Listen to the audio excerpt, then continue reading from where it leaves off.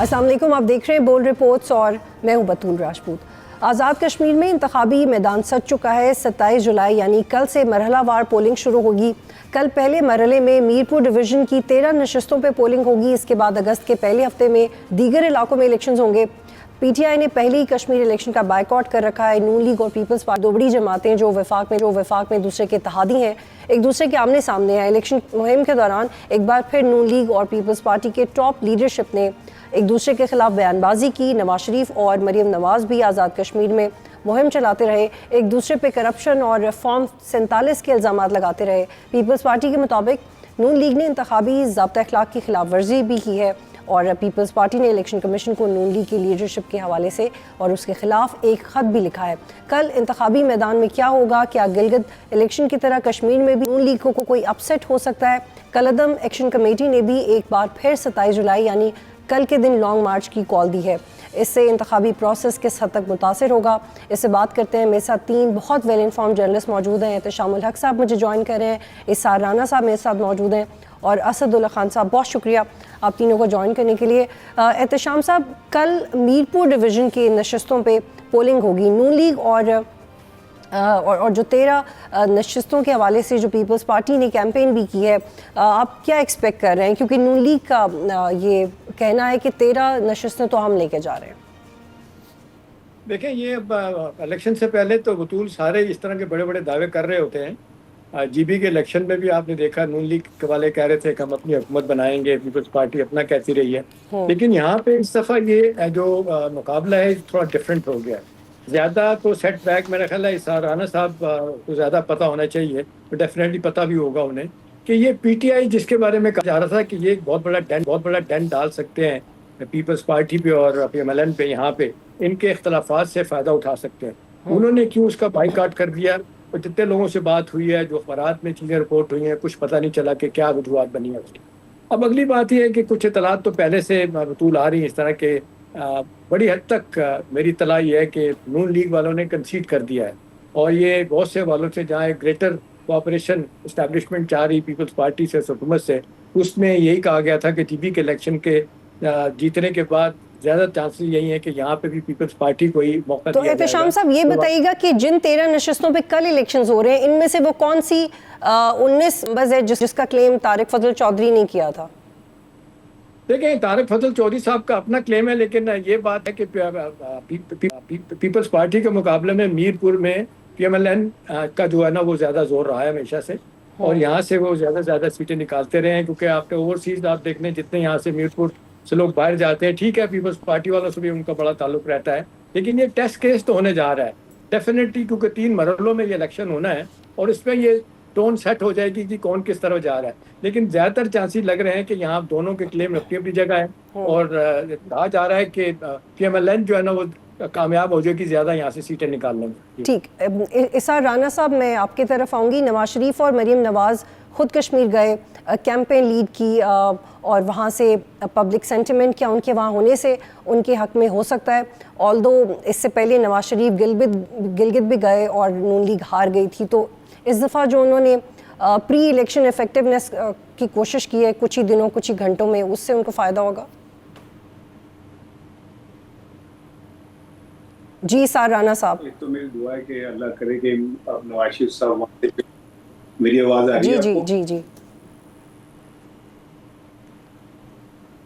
मैं कह रहा हूँ मेरी दुआ है कि अल्लाह करे मियां नवाज शरीफ साहब वहाँ से जिनेवा ना जाएं, क्योंकि मुझे इस बार लगता है कि उनको पक्की यकीन दहानी करा दी गई है कि थोड़े ना साड़ी गल हो गई है। आप अगर कोई शख्स ये कहना कि जी मुझे हंसी नहीं आती, दुनिया के किसी कोने में कोई शख्स हो उसको लाके पाकिस्तान के इंतखाबात दिखा दें, अगर वो ना कह हमारे तो फिर एक ऐसा इंतखाब जिसमें मेजर पार्टियों को आप घुसने ना दें, उनको इलेक्शन ना लड़ने दें, उनको पार्टी ना माने, उनके निशान छीन लें, फिर उसी जगह पे लोग प्रोटेस्ट कर रहे हों, हड़ताल की काले दे रहे हों, और किसी और सूबे की मलका आलिया वहाँ जाके 10 बसों का ऐलान कर दे और उसके अपने शहर के अंदर जो बसें चल रही है उसमें लोग दम घुटने से बेहोश हो गए, और उसके बाद अगर केपी का सीएम किसी जगह हरिपुर के लिए को अपने पेशावर से ऐलान करे तो इलेक्शन कमीशन उसके ऊपर रूल लगा देता है। एक सीएम जो है एक सूबे से उठ के जाके वो किसी और जगह बैठ के पूरी इंतखाबी मुहिम चलाती है, बसों का ऐलान करती है, बसें पहुंचा देती है, इलेक्शन कमीशन में इन्ना लिल्लाह व इन्ना इलैहि राजिऊन। तो इसार राणा साहब, ये फिर क्या वोटर को समझ आएगा कि इलेक्शन से पहले आप ऐसे मंसूबों का ऐलान नहीं कर सकते, 2-3 दिन पहले बसें नहीं भेज सकते? ये वोटर समझेगा कि इस वजह से नून लीग को वोट नहीं देना? ओहो, तो आप एक और लतीफा सुना दिया आपने तो मुझे और हंसने पे, यानी पाकिस्तान में वोटर भी मैटर करता है, पाकिस्तान में वोट भी मैटर करता है। आपने तो मुझे हैरान कर दिया कि हम पाकिस्तानी अवाम की भी इतनी औकात है कि वो खुद कोई फैसला कर सकते। कौन सा फैसला है पाकिस्तानी अवाम का इलेक्शन के अंदर जो को मेनोन कबूल हुआ? 8 फरवरी को क्या हुआ, कौम ने क्या कहा और क्या नतीजा निकला? तो ये तो आप देखें ना कि कैसी ये सियासत हमारी जरखेज है कि एक बांझ औरत के 4 बच्चे गिलगित में हो जाते हैं, 17, 18, 29 इधर हो जाते हैं, जिनका अपना कोई कहीं वजूद नहीं है, और वो एक मेजर पार्टी के तौर पे सामने आ जाती हैं। तो इससे क्या हमें समझ नहीं आ रही कि ये क्या हो रहा है। हाँ, ये जरूर है कि इस बार मेरे नन्हे भांजे बिलावल के साथ हाथ होने जा रहे हैं, उनको गिलगित बल्तिस्तान के क्या नाम झुंझुना दे दिया गया था, इनको जो है ना अब कश्मीर की डफली दे देंगे, ये दोनों बजाते रहे। इनके सर के ऊपर जो है आईपीपी बैठी रहेगी मुकम्मल, इनके पास कुछ होगा नहीं। जिस दिन ये जरा हिलेंगे, आईपीपी प्लस वो जो 12-13 सीटें हैं आजाद, वो और 2-3 और मिला के जब चाहे इनका बोलो राम हो जाएगा। सो मैं तो इन इंतखाबात को इतना सीरियस लेता नहीं हूँ। ठीक, इसार साहब आप मेरे साथ ही रहिएगा, असदुल्ला साहब को शामिल करते हैं। असद, इस्लामाबाद में एक पॉपुलर राय है कि नून लीग आज़ाद कश्मीर इलेक्शन जीत जाएगी। आपको लगता है कि ऐसा होगा कि नून लीग जीतेगी? वज़ीर आज़म नून लीग का आएगा? पहले इस सवाल का जवाब दीजिएगा। फिर पीपल्स पार्टी ने इंतखाबी ज़ाब्ता की खिलाफ वर्जी भी की है, इसार साहब इसका जिक्र कर रहे थे, इस पर भी बात करेंगे। और दूसरा, जो नवाज शरीफ ने खुद अपनी ख्वाहिश का इजहार किया था कि मुझे लगा दें वज़ीर आज़म, तो क्या ये भी मुमकिन है? देखें, जो नवाज शरीफ साहब ने कहा था वो तो अमली तौर पर मुमकिन नहीं है। उसके लिए तो शायद पता नहीं कोई बिलावल साहब कहते हैं कि आइन में तरमीम करनी पड़ेगी, जो नवाज शरीफ साहब की ख्वाहिश है। लेकिन आप देखें, इस इलेक्शन पे बहुत सारे सवाल उठ रहे हैं। पहली बात तो ये कि इस वक्त जब हम पीपल्स पार्टी और पीएमएलएन की बात करें तो पीटीआई का जिक्र गायब है, और उसकी वजह खुद पीटीआई है। मैं इस बात का हामी रहा हूँ कि कभी भी किसी हाल में भी किसी सियासी जमात को इलेक्शन का बॉयकॉट नहीं करना चाहिए। तो पीटीआई को पहली बात तो यह है कि इस इलेक्शन का बॉयकॉट करके खाली जगह नहीं छोड़नी चाहिए थी। आप एहतजाज के साथ जाते, आप काली पट्टियाँ बांध के जाते, आप कहते कि हम जॉइंट एक्शन अवामी कमेटी के साथ खड़े हैं, उनके मुतालबात को अपना मैनिफेस्टो बना लेते, कुछ भी करते, आपको यकीन भी होता कि आपको हरा दिया जाएगा। यहाँ पर वोटर्स मैटर नहीं, राणा साहब कह रहे हैं, कुछ भी होता, पीटीआई को यह मैदान खाली नहीं छोड़ना चाहिए था। दूसरी बात यह कि देखिए, पीपल्स पार्टी और पीएमएलएन ने जिस अंदाज में ये इलेक्शन लड़ा है, जिसमें एक दूसरे पर शदीद इल्ज़ामात लगाए हैं, यहाँ तक कि राना सनाउल्लाह साहब ने तो पीपल्स पार्टी को इतनी करप्ट जमात कह दिया कि 2.5-3 हज़ार अरब रुपए वो कहते हैं कि जी दुबई में डंप कर दिए हैं, मनी लॉन्ड्रिंग हुई है। और फिर नाराज भी होते हैं कि मुझसे इस बारे में मत पूछो। राना सनाउल्लाह साहब कहते हैं कि आप, मैंने कह दिया, आप मुझसे सवाल मत करें इस बारे में। यानी आप आवाम के आपका पैसे का आप जिक्र कर रहे हैं और आपसे सवाल भी ना हो। दूसरी तरफ पीपल्स पार्टी ने जो है वो नून लीग पर इल्जाम लगाए हैं। नदीम अफजल चंद साहब ने कल कहा कि वो लैंड क्रूजर लिए आपका सुतरा पंजाब, जो आपका फ्लैगशिप प्रोग्राम है जिसकी बुनियाद पर आप कश्मीर में आकर इलेक्शन लड़ रहे हैं, उसमें आपके क्या चल रही है, और ठेके जो हैं वो लैंड क्रूजरों के सर पे मिल रहे हैं। तो ये उन्होंने इल्ज़ाम लगा दिया। अब इसके अफसोसनाक पहलू यह है कि संगीन तरीन इल्ज़ाम भी हवा हो जाएंगे जिस दिन इलेक्शन का नतीजा आएगा, और फिर इलेक्शन का नतीजा 3 मराहिल में आएगा। आप देखिए, पहले मरहले के जो इलेक्शन है उसका नतीजा रात में आ जाएगा। जो भी जमात जीतेगी, मुझे नहीं पता पीपल्स पार्टी ये जीत जाए या नून लीग जीत जाए, लेकिन जो भी जीतेगी, क्या लोगों को एक ये मैसेज कन्वे नहीं हो जाएगा कि हुकूमत तो भाई ये वाली पार्टी बना रही है, तो क्या वो दूसरे मरहले के इंतखाबात जो मुजफ्फराबाद डिवीजन में होने हैं? बिल्कुल असद, मैं चाह रही हूँ, इसी हवाले से आपसे सवाल पूछना चाह रही हूँ। असद, ये जो मरहलावार इलेक्शन है, जब उसका मरहलावार रिजल्ट की अनाउंसमेंट होगी, क्या उसकी टाइमिंग ये डिटरमिन करेगी कि वोटर किस तरफ जा रहा है? ऑल्दो इसार साहब वोटर को सीरियसली नहीं ले रहे, but I will keep emphasising on it.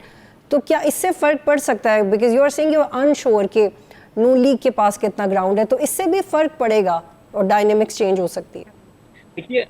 देखिए बतूल साहिबा, बात यह है कि जब 1988 के इलेक्शन हुए थे, 90 के इलेक्शन हुए थे, मैं बहुत छोटा था, मगर बाद में हमने इसको देखा। मुझे याद है कि इस पर काफ़ी अर्से तक ये डिस्कशन होती रही कि जब आप एक इलेक्शन को एक दिन में करा देते हैं और सूबाई की असम्बली का इलेक्शन 3 दिन के बाद जाके कराते हैं, तो कौमी असम्बली के नताइज सूबाई असम्बली के इंतखाबात पर असरअंदाज हो जाते हैं।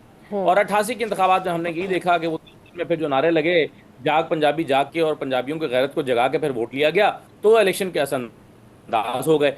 अब उसके बाद फैसला हुआ कि नहीं, ये दोनों इंतखाबात एक ही दिन होंगे, ताकि एक नताइज जो है वो दूसरे के ऊपर असरअंदाज ना हो सके। अच्छा, कुछ स्टेट्स में, कुछ ममालिक में ऐसा होता भी है कि डिफरेंट स्टेट्स के इलेक्शन मरहलावार होते हैं, लेकिन फिर उसके नताइज का ऐलान नहीं किया जाता। इसीलिए नहीं किया जाता ताकि लोग अपनी एक ओपिनियन मेक ना कर लें इसके नतीजे में, नताइज के नतीजे में।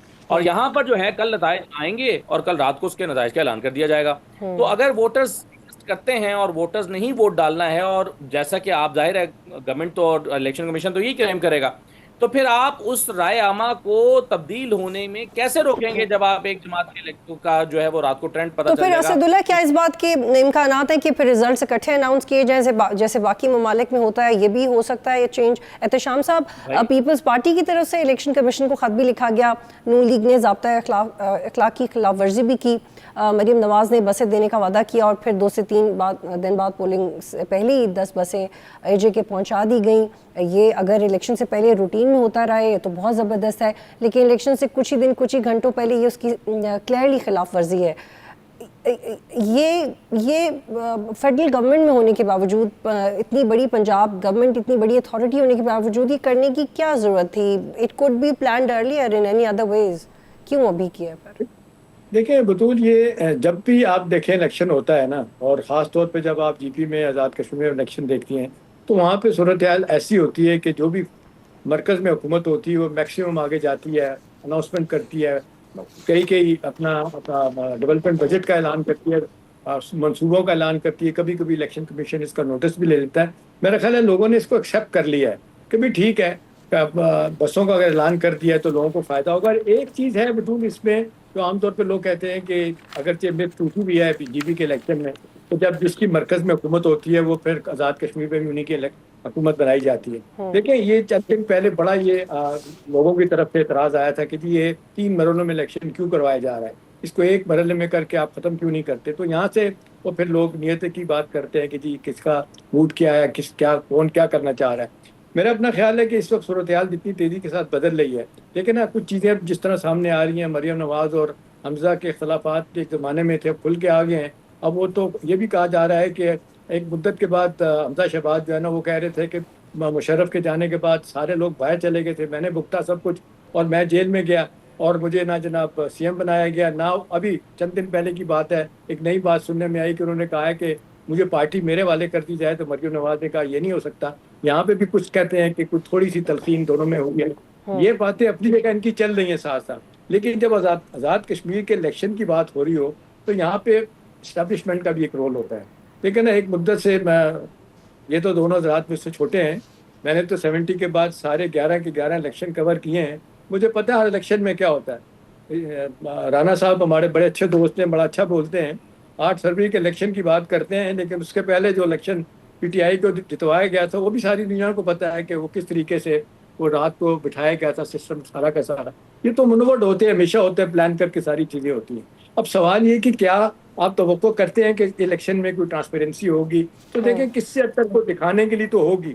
और फिर आपको याद होगा इमरान खान साहब, नवाज शरीफ साहब का इलेक्शन जो जीता हुआ था, अदालत में गए थे लेके, और अदालत ने फाइनली क्या कहा था कि कोई ऑर्गेनाइज रिगिंग नहीं हुई वहाँ पे। तो यहाँ पे भी अगर कोई अदालत में चला जाएगा तो यही बात होगी, लेकिन ज़्यादातर चांसेस यही लग रहे हैं कि पीपल्स पार्टी को टेम करने के लिए, क्योंकि उसकी ज़रूरत भी है, क्योंकि पीपल्स पार्टी के पेमेंट में अगर इख्तलाफात होते हैं तो जिस तरीके से सूरत हाल KB में है, बलूचिस्तान में है, आज़ाद कश्मीर में है, तो मेरा ख्याल है गवर्नमेंट के लिए, इस्टेब्लिशमेंट के लिए मुश्किलात होगी। यहाँ पे मुझे लगता है कोई गिव एंड टेक होगा, वो किस तरह का होगा वो एक देखने वाली बात है। जी, दैट्स क्वाइट इंटरेस्टिंग।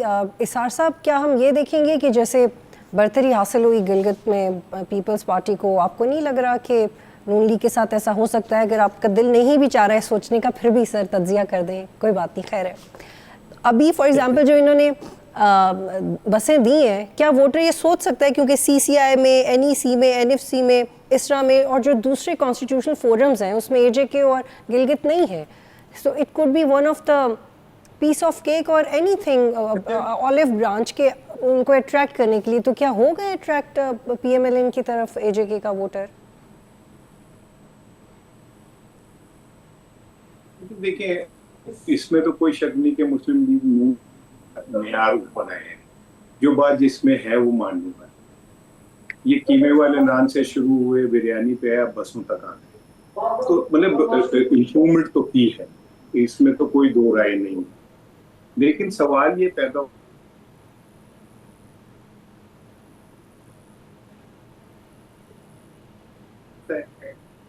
क्या उनका जमीर जो है वो इस बात पे मुतमईन हो सकता है कि क्योंकि हमें 10 बसें मिल गई लिहाजा अब हमें इस पार्टी को वोट देंगे।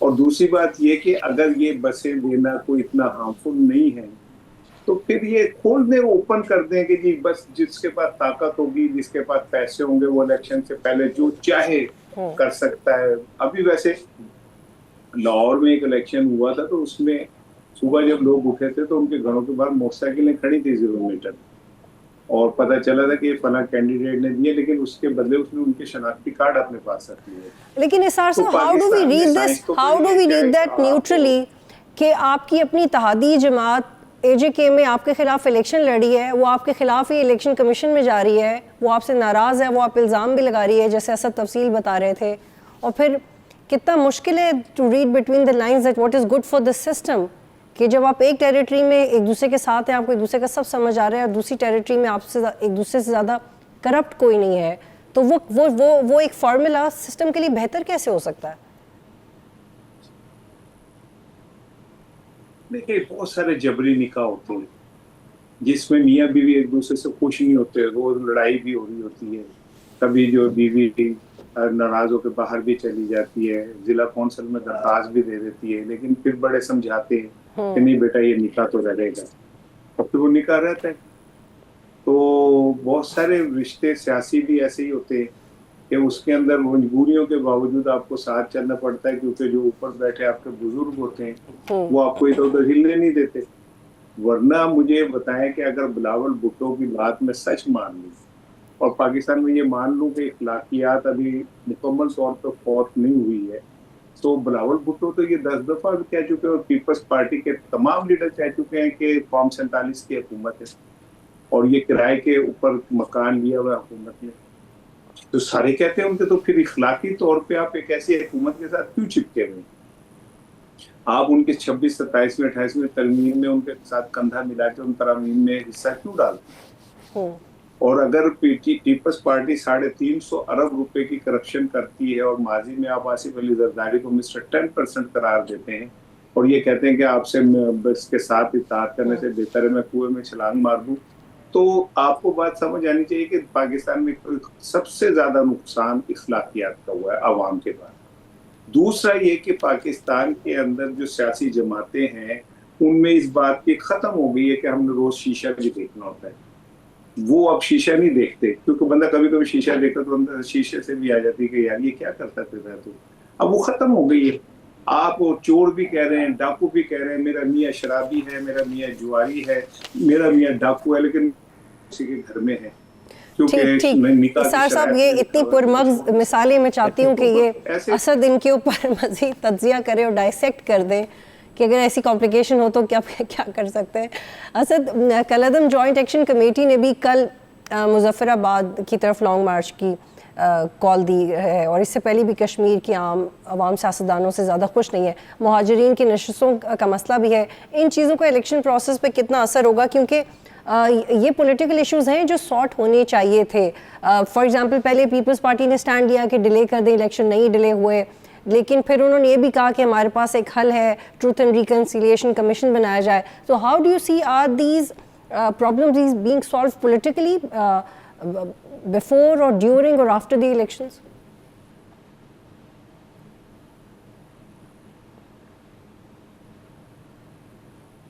देखिए, अता तारड़ साहब ने आज एक प्रेस कॉन्फ्रेंस की और उस प्रेस कॉन्फ्रेंस में उन्होंने ये कहा कि रियासत के पास ये सबूत मौजूद हैं कि ये फ़ॉरेन एजेंडा पर और फ़ॉरेन फंडिंग के साथ काम करने वाली एक तंजीम है या गिरोह है जिसका नाम जॉइंट अवामी एक्शन कमेटी है, जिसे कलअदम करार दे दिया गया है, जिस पर पाबंदी लगा दी गई है। लेकिन दूसरी तरफ पीपल्स पार्टी जिसकी हुकूमत है, जिन्होंने इस पाबंदी का इत्तलाक किया है, जो अमल में लाए हैं, वो ये कहते हैं कि जी इस पर तो एक ट्रूथ एंड रिकंसिलिएशन कमीशन बनना चाहिए, वो फैसला करे कि ये क्या मामला है। यानी वो इसको कलदम गद्दार, अभी बिलावल साहब जो हैं जलसों में खड़े होकर इसको गद्दार या एक भारतीय एजेंडे पर काम करने वाली तंजीम या गिरोह नहीं मानते। तो एक तजाद या तफरीक यहाँ पर मौजूद है। अब आज जो इलेक्शन से एक दिन पहले नून लीग ने या उनके एक मिनिस्टर ने ये प्रेस कॉन्फ्रेंस एक दिन पहले कर दी है, हालांकि ये प्रेस कॉन्फ्रेंस परसों भी हो सकती थी, 2 दिन बाद भी हो सकती थी, लेकिन उन्होंने आज की। इसका मतलब ये है कि वहां पर शायद उन्हें या तो यकीन है अताद आरर साहब को, नून लीग को, कि जो राय आमा है वो जॉइंट अवामी एक्शन कमेटी के हक में नहीं है, वरना तो कोई सियासी तौर पर खामोशी इख्तियार कर लेगा, एक दिन पहले ऐसी प्रेस कॉन्फ्रेंस नहीं करेगा। बिलावल साहब ही तो देखें ना, लोगों के जज्बात को ही अपने वोट में कन्वर्ट करने के लिए ऐसी बातें कर रहे हैं ना। तो आज की प्रेस कॉन्फ्रेंस मेरी समझ से बिल्कुल बाहर थी कि उन्होंने ये क्यों किया। वो खामोश रह सकते थे, वो पब्लिक की राय आमा जो यानी जॉइंट एक्शन अवामी कमेटी के हक में जो लोग हैं उनकी को अपने वोट के तौर पर ले सकते थे, लेकिन उन्होंने कैटेगोरिकली आज प्रेस कॉन्फ्रेंस करके ये कह दिया कि भाई ये तो गैर मुल्की एजेंडे पर काम करने वाले लोग हैं। अब इसका नून लीग के वोट बैंक के ऊपर क्या असर पड़ेगा ये देखना पड़ेगा। या तो फिर वहां पर इंटरनेट नहीं है, लोग टीवी नहीं देख रहे हैं, ये जो थी प्रेस कॉन्फ्रेंस ये वहां के लोगों के लिए नहीं बल्कि यहाँ के लोगों की कंजम्पशन के लिए थी, कश्मीर के लोगों के लिए थी ही नहीं। उन्हें यकीन है इस बात का कि ये बयान वहां पर बड़े पैमाने पर नहीं पहुंच रहा होगा क्योंकि इंटरनेट नहीं चल असद, रहा। हम कंटिन्यू के साथ ही रहिएगा, तीनों आप साथ रहेंगे। एक ब्रेक लेते हैं, फिर वापस आएंगे कि जो असद बात करेंगे it has to do with governance, कि आप सिर्फ एक नारा लगा के एक प्रेस कॉन्फ्रेंस कह के अगर किसी को टैग भी कर रहे हैं या उस हवाले से कोई बात करें तो आप इलेक्शन में ये नहीं भूल सकते कि आपने गवर्नेंस की बेस पे वोट करना है, अपने पॉइंट ऑफ व्यू की बेस पे वोट नहीं ले सकते। आप एक ब्रेक लेंगे, फिर वापस आते हैं।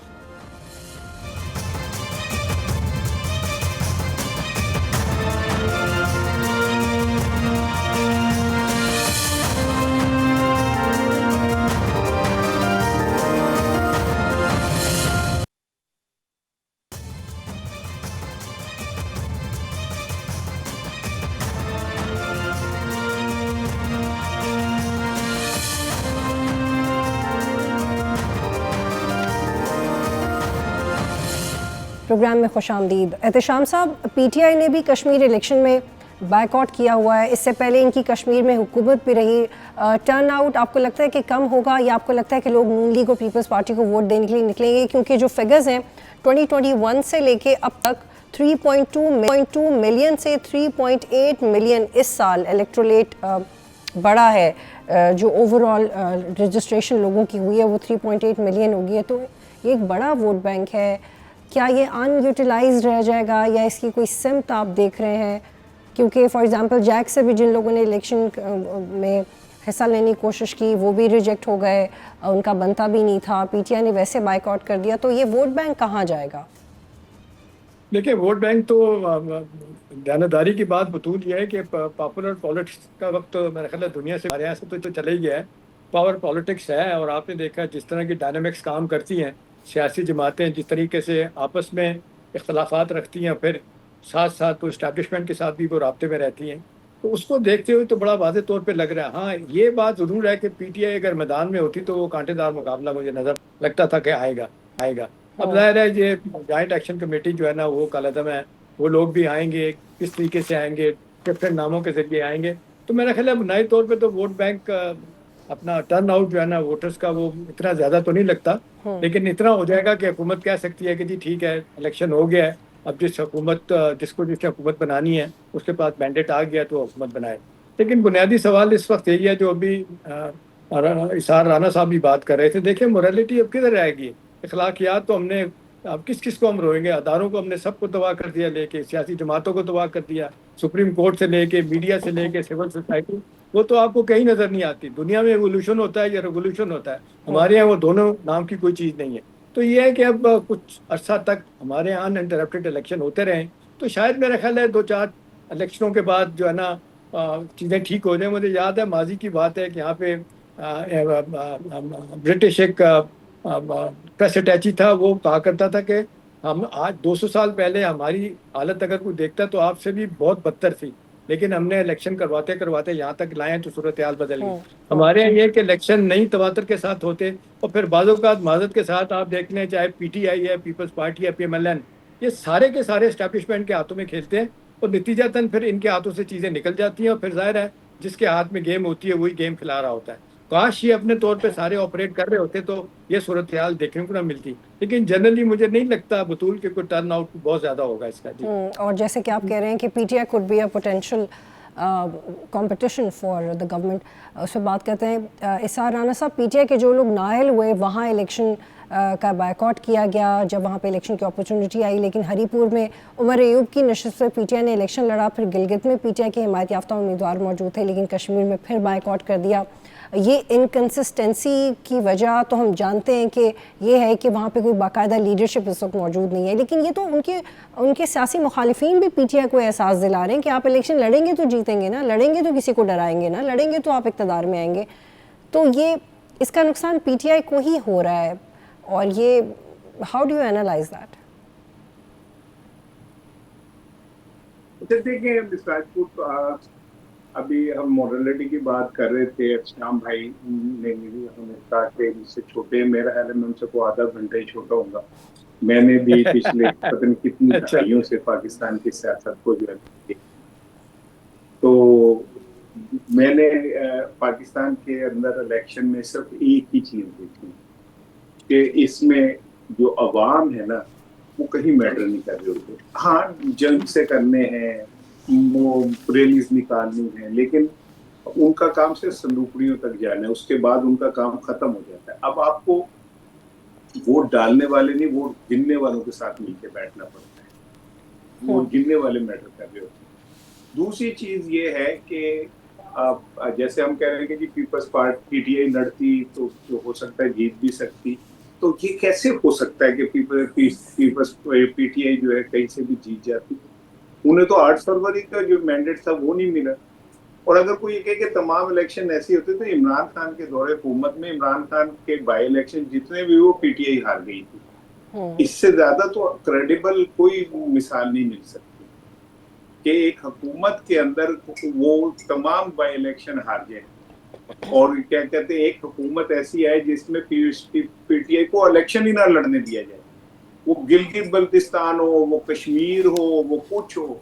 अब मैं एक संजीदा बात मेरी सुन लो, इस सिस्टम की नजर में पीटीआई एक कलअदम जमात। आपको याद होगा पिछले साल 22 में शायद या 24 में अता तारड़ साहब ने प्रेस कॉन्फ्रेंस की थी और उन्होंने कहा था कि हमने पीटीआई को कलअदम जमात करार दे दिया, सूरी तौर पर फैसला हो गया, ऐलान होना है। ऐलान नहीं हुआ, लेकिन उन्होंने प्रैक्टिकली पीटीआई को एक कलअदम जमात के तौर पर ट्रीट कर रहे हैं जिसको कहीं किसी किस्म की आज़ादी नहीं। हाँ, अगर ज़रूरत पड़ेगी तो तहरीक लब्बैक वाले मुख्तलिफ शहरों के अंदर रैलियां निकाल सकते हैं ज़रूरत पड़ने पे, लेकिन पीटीआई को ये गुंजाइश मौजूद नहीं है। तो इससे आप अगर ये कोई खुशफहमी का शिकार हो कि पीटीआई इलेक्शन लड़ती तो शायद जीत जाती, वो भाई कलअदम लेकिन इसार साहब पीटीआई खुद भी तो सियासत करे ना। टाइम जरूर देना था, एक जुमले से हमारे पार्टी जरूर देना था कि पीटीआई में वो बाकायदा बड़े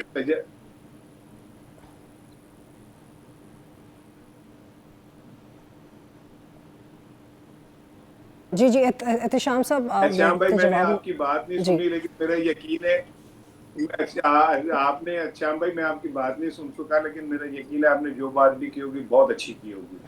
तो मैंने ये सिर्फ कहा है राना साहब, मैंने ये कहा है कि पीटीआई जरूरी नहीं कि इलेक्शन जीत जाती, लेकिन पीटीआई अगर मैदान में होती तो मैदान सज जाता। लेकिन इसार साहब हम यही कहने की कोशिश कर रहे हैं, मैं भी यही कहना चाह रही हूँ कि ये कोई नहीं कह रहा कि पीटीआई जीत सकती थी या पीटीआई बहुत बड़ा उसका वोट बैंक है एजेके में या गिलगित में। हम ये बात कर रहे हैं कि पीटीआई को कभी मैदान नहीं छोड़ना चाहिए जैसे असद कह रहे हैं, और वो एक प्रोसेस होता है। जैसे आप कह रहे हैं कि गवर्नमेंट में रहते वो बाय इलेक्शन क्यों हार गए, वो पॉलिटिकल प्रोसेस का हिस्सा तो देखिए 85 का नॉन पार्टी इलेक्शन जवाहरलाल के जमाने में हुआ था ना, बेनजीर साहब सारी जिंदगी रिग्रेट करती रही है कि उन्होंने बाइकआउट किया था कि मुझे नहीं करना चाहिए बाइकआउट।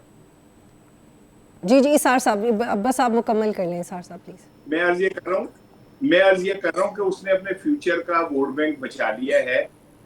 कश्मीर जो कमेटी है और पीपल्स पार्टी पीटीआई ऑलमोस्ट एक जगह पे ही है, और अगर किसी वक्त भी सिचुएशन बदली तो आपको अंदाजा होगा कि पीटीआई ने बुरा सौदा नहीं किया। जो कश्मीर का वोटर है, जो कश्मीर का वहां का नेशनलिस्ट है, वो इस बात को कभी नहीं भूलेगा कि इस वक्त में कौन उनके साथ खड़ा हुआ था और कौन नहीं खड़ा हुआ था और किसने ताकत के जोर पर उनके साथ क्या चीज मनवाई। ठीक है, उसने इसी को अपने आगे फ्यूचर बढ़ाते हैं आजाद सर साहब। कश्मीर के अंदर सेव कर लिया हुआ है। ठीक है सर, इसी को आगे बढ़ाते हैं। असद, एक तो मैं चाह रही हूँ कि आप इस पर भी कमेंट करें, क्योंकि आप तो इसको एडवोकेट कर रहे हैं ना कि नहीं उनको बायकॉट करना चाहिए, लेकिन अगर for the time being PTI Imran Khan से थोड़ी देर के लिए अलग होके अवामी मसाइल के ऊपर सियासत करे, तो आपको लगता है कि वो गवर्नमेंट को ज़्यादा टफ टाइम दे सकती है? क्योंकि मुझे ऐसा लगता है कि बाकी गवर्नेंस कितने मसाइल हैं कि नेचुरली चीज़ें इस फेवर में जा सकती हैं कि भाई इनके लीडर को बाहर निकालो, ये तो बड़ी ज़बरदस्त लेजिस्लेशन के आइडियाज़ दे रहे हैं, ये तो बड़ी ज़बरदस्त इनको पब्लिक पॉलिसी बनानी आ गई है। देखिए, दो तीन पहलू हैं बतूल साहब। पहली बात तो यह है कि मैं चूंकि हलकों में जाके इलेक्शन को खुद कवर करता हूं और मैं देखता हूं कि हर हल्के के अलग अलग डायनामिक्स होते हैं। अगर पाकिस्तान में 300 हल्के होंगे तो 300 हल्कों के हर हल्के का अलग डायनामिक्स हैं। बाज़ दफ़ा आप अपना उम्मीदवार जो है वो खड़ा करने के बावजूद भी किसी और को सपोर्ट कर रहे होते हैं, ऐसी सिचुएशन भी आती है। बाज़ दफ़ा आपके बदतरीन सियासी मुखालिफ जो हैं वो किसी जगह पर हरीफ जो हैं वो हलीफ बन जाते हैं। अब यहाँ पर जब आप किसी हल्के को खाली छोड़ते हैं तो जो उस हल्के में इलेक्शन लड़ने वाला है वो उस हल्के को खाली नहीं छोड़ सकता। वो फिर क्या करेगा? वो खामोशी के साथ किसी और उम्मीदवार को सपोर्ट करने लगेगा। वो अपना भांजा भतीजा आज़ाद खड़ा कर देगा। यानी उसने उस वैक्यूम को खाली नहीं छोड़ना होता। तो ये वाला आर्गूमेंट इजहार राना साहब हमारे सीनियर हैं, बड़े हैं, लेकिन मेरा ये ख्याल है कि ये कहना कि पीटीआई ने अपना वोट बैंक सेव कर लिया है, मेरा ये ख्याल लेकिन है असद कि इसार साहब ये कह रहे हैं कि एक वक्त आएगा जब ये पता लग जाएगा कि पीटीआई का फैसला ठीक है। It's quite interesting for me कि वो क्या वक्त होगा और ये कैसे साबित होगा। देखिए, वो तो एक बात की बात है कि वो वक्त आता है, लेकिन मैं अभी देखें, एक जो इस सारे में एक प्रॉब्लम की बात है ना, तशवीश की बात है, वो ये है कि अवाम का भी इस इलेक्टोरल प्रोसेस से, चाहे वो कश्मीर में हो, गिलगित में हो, पंजाब में हो, कहीं हो, इलेक्टोरल प्रोसेस से लोगों का एतमाद जो है वो उठता जा रहा है, कम होता जा रहा है। और ये बहुत ही तशवीश की बात है कि अगर कहीं पर लोगों का एतमाद ही खत्म हो जाए, लोग सोचें क्या फ़र्क पड़ता है जी, मैं वोट किसी को दूंगा, निकलेगा किसी का, क्या फ़र्क पड़ता है जी, जीतना तो उसी ने है जिसने जीतना है। अगर लोगों के जहनों में ये बात आ जाए और उनका इंतखाबी अमल से एतमाद ख़त्म हो जाए तो ये बहुत ही तशवीश की बात होती है। क्योंकि हमारे जैसे मुआशरों की, जिसमें हम क्लेम करते हैं कि जो रूह है वो जमहूरियत है, तो जमहूरियत तो फिर वहाँ पर बराह राम रह जाती है, जो पाकिस्तान में ये अगरचे पुराना फिनोमेना है, लेकिन अब ये ज़्यादा शिद्दत के साथ सामने आया है कि लोगों को इस बात का एहसास हो चला है कि भाई हमारे वोटों से तो कोई फ़र्क नहीं पड़ता, हम वोट डालें या ना डालें। आपने टर्नआउट की बात की है, इसी वजह से टर्नआउट का कम होना इस बात की अक्कासी करता है, मुख्तलिफ जो अब इलेक्शन हो रहे हैं, इस बात की अक्कासी करता है कि लोग इलेक्टोरल प्रोसेस में हिस्सा नहीं ले रहे।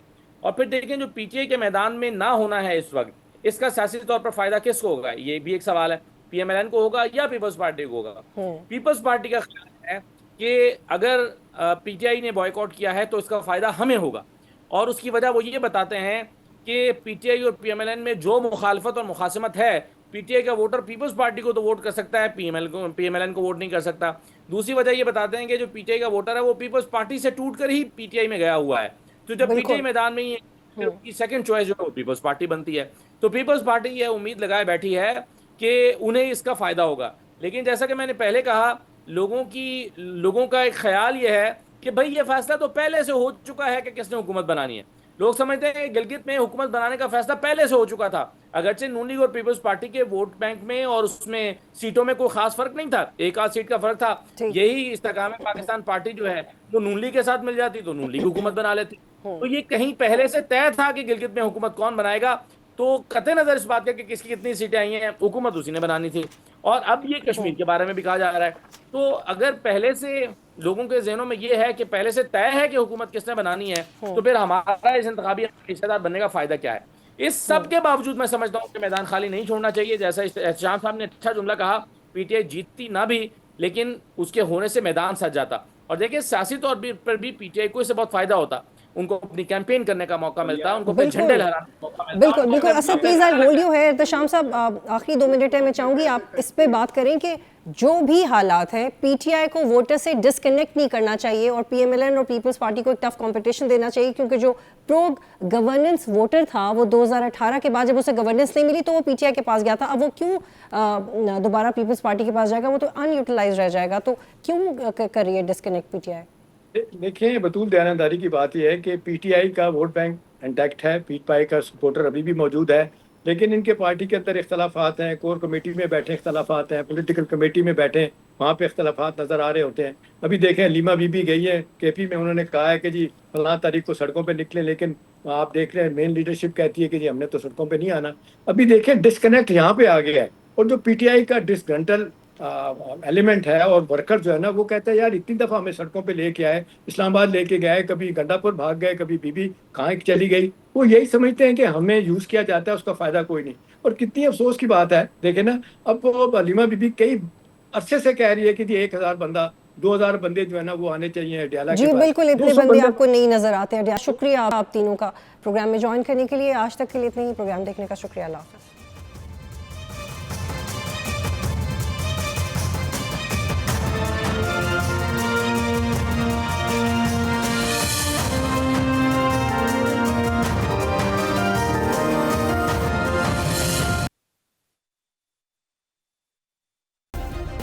सब्सक्राइब करें और बेल दबाएं ताकि कोई खबर रह न जाए।